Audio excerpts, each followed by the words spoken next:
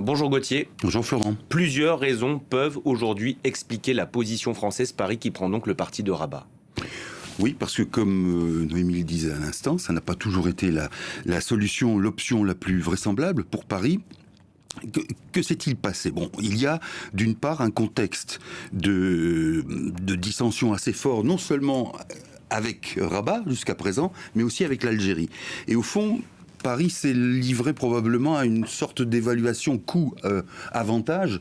Et voyant que le Maroc est un pays qui pousse beaucoup pour avoir une stature internationale, pour avoir une action internationale, à ce moment-là, on se range derrière le Maroc. Il y a d'ailleurs une habitude française qui est peut-être sujette à caution, c'est que très souvent, en ce qui concerne l'Afrique, Paris mise sur la stabilité, comme on dit, quitte à ce que cette stabilité un jour se retourne contre Paris. Je pense à ce qui s'est passé au moment des révolutions arabes. Parenthèse fermée. Ce qui est important là, c'est effectivement d'avoir, d'une part, voulu absolument, comment dirais-je, sanctuariser, conforter les liens économiques qui sont très forts avec le Maroc. C'est une façon aussi pour Paris de dire, bon, on est peut-être à la ramasse ou chassé d'un certain nombre de contrées, notamment sahéliennes.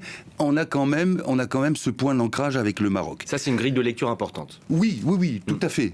C'est une grille de lecture importante et c'est aussi une manière de, comment dirais-je, d'éviter des situations. On a bien vu, vous avez parlé de l'Espagne, qui a rejoint cette formule-là, pro-marocaine. Et l'Espagne, on avait vu que lorsqu'elle avait accueilli un des chefs du Front Polisario pour des raisons médicales, eh bien le Maroc avait, de manière assez cynique, il faut bien le dire, activé les robinets à migrants. Et que cette chose-là pourrait un jour aussi arriver à la France. Donc voilà, il y a quelque chose de cet ordre-là, par rapport aussi, il faut bien le dire, à un Maroc qui fait toujours peur aux Français, parce que la stature de Hassan II, le père de Mohamed VI, avec à la fois son intelligence et sa cruauté profonde, c'est quelque chose qui fait encore peur. Mais là, vous voyez, il y a cette opportunité, on va dire, qui est proportionnel aussi au sentiment un peu d'échec qu'a la France par rapport à ce qui était son précaré, on va dire ça comme ça. Et dans l'autre camp, le camp algérien qui soutient donc le Front Polisario, eh bien, on a décidé de retirer l'ambassadeur en poste à Paris, c'était prévisible? Oui, c'est prévisible. C'est prévisible parce qu'avec Alger, les choses sont très à vif. Vous savez très bien qu'aussi, d'une certaine manière, le régime algérien, lorsqu'il y a des problématiques internes, s'arrange toujours pour dire qu'il y a une cause française. Et des fois, il y en a une.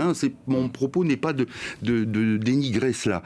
Simplement, si vous voulez, cette affaire quand même doit nous inviter à réfléchir sur ce qui avait été le principe de l'autodétermination. C'est-à-dire qu'au moment des indépendances africaines, le principe avait été arrêté, avait été même conforté par l'ONU. Et aujourd'hui, en quelque sorte, on en fait litière. C'est-à-dire que, sans présager de ce que peut être la domination marocaine, encore que c'est un pays, un pouvoir autoritaire, mais ça veut dire simplement que les Sahraouis, par suite d'atermoiements, n'auront pas un référendum qui prévoyait de dégager une voix, une majorité sur pour ou contre l'indépendance, et que de ce fait-là, on se range derrière la voix marocaine qui est... comment dire, tout reste à prouver pour cette voix marocaine quand on n'est pas partisan d'emblée et parfois aveugle. Merci pour vos explications, Gauthier.